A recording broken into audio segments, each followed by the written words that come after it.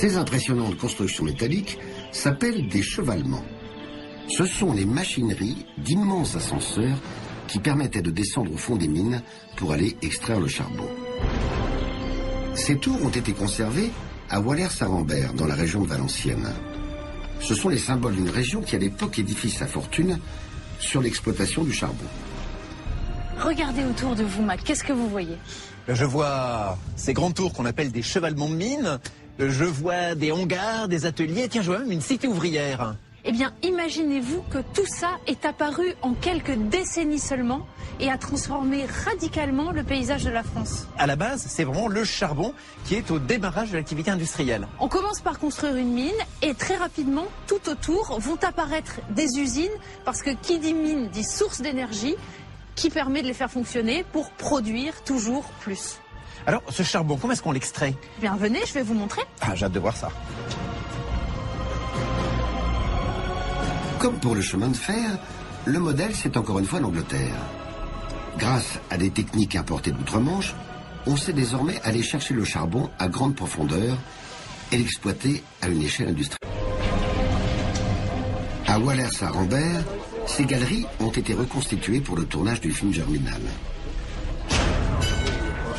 C'est ici que Mac Lesguy, accompagné de l'historien Gérard Dumont, découvre la vie de mineur. Une nouvelle profession très dure qui s'exerce à plusieurs centaines de mètres sous terre. Pourquoi est-ce qu'on va chercher justement le charbon aussi profond? Tout simplement parce que dans le nord de la France, il est caché ce charbon. On n'est pas en Belgique ou on n'est pas en Angleterre où les veines affleurent parfois. Et c'est pour ça qu'il faut aller chercher très loin. Alors, l'extraction du charbon, ça se passe où? Ah ben c'est par là, Mac. On y va. Allons-y.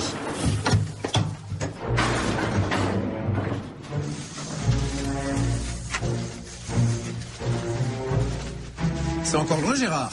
Ah, il y a tout un réseau de galeries au fond. Les mineurs doivent parfois faire 1 kilomètre ou 2 avant de rejoindre leur taille. Ah oui, c'est immense, c'est long, ça prend 20 minutes. Oui, et ne traînez pas, Mac, parce que pendant tout ce temps, vous n'êtes pas payé. Comment ça, on n'est pas payé? Le mineur, c'est Ah non, il n'y a pas de salariat, il n'y a pas de droit du travail. Vous êtes payé uniquement à la quantité de charbon que vous extrayez de la mine. À cette époque, le patron est roi et il impose ses conditions. Des conditions qui nous paraîtraient inhumaines aujourd'hui. Mais que font des enfants et une femme dans une mine? C'est pas possible. C'est tout à fait normal. Des enfants et des femmes ont travaillé au fond pendant une bonne partie du siècle. Aujourd'hui, ça paraît extrêmement choquant.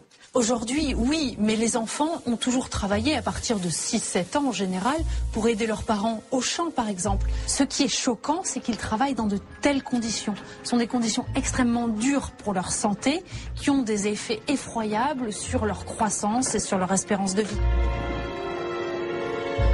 Pour preuve, les petits ouvriers des mines mesurent en moyenne 12 cm de moins que les enfants des bourgeois.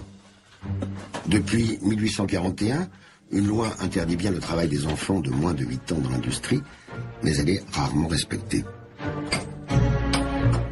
Malgré la pénibilité, 300 000 paysans quittent les campagnes, attirés par les emplois à pourvoir dans l'industrie qui se développe dans le nord de la France. Marjolaine, pourquoi est-ce que ce charbon, c'est aussi important à l'époque? C'est l'or noir de la révolution industrielle. C'est 4 fois plus efficace que le bois pour un volume, vous le voyez, très réduit. Et donc, on s'en sert pour tout et pour produire l'énergie dont l'Europe entière a besoin. Allez, j'y vais. Mais comment travaille exactement un mineur? Mac va apprendre à tailler le charbon et il n'est pas au bout de ses surprises. D'accord. Alors ça, c'est... La veine de charbon, elle est là. La veine de charbon. Et le geste savant du mineur consiste à saper la veine à la base avec cet pour outil essayer de la battre. Avec cet outil qui est très plat et avec lequel on donne des coups horizontaux, comme ça. D'accord. Ici, afin de créer une saignée. On travaille au moins 8 ou 9 heures, compte tenu de la descente, mais il y a des moments dans l'année où on est amené à travailler beaucoup plus. On a des traces vers 1900 de mineurs qui ont travaillé 14 ou 15 heures. 14 ou 15 heures dans ces conditions. Aujourd'hui, on dirait c'est inhumain. Les conditions de travail sont exécrables. C'est pas qu'elles sont difficiles, elles sont exécrables. C'est un travail exténuant parce que c'est un travail mécanique, c'est toujours le même geste, c'est pas aéré, ça se fait dans des conditions difficiles aussi en termes de lumière. Et comme la main-d'œuvre est abondante, les mineurs sont contraints d'accepter les conditions financières fixées par les patrons.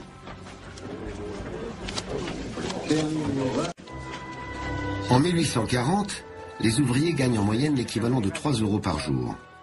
Des salaires qui leur permettent tout juste de survivre. Ils vivent entassés dans des logements souvent insalubres parce que les villes ne se sont pas encore adaptées à ce grand nombre d'ouvriers qui arrivent. Ces terribles conditions de vie des mineurs et des ouvriers, le grand écrivain Victor Hugo les décrira dans son célèbre roman Les Misérables. Comme la famille Thénardier du roman de Victor Hugo, des dizaines de milliers de Français rejoignent les villes, les bassins miniers et les grands sites industriels.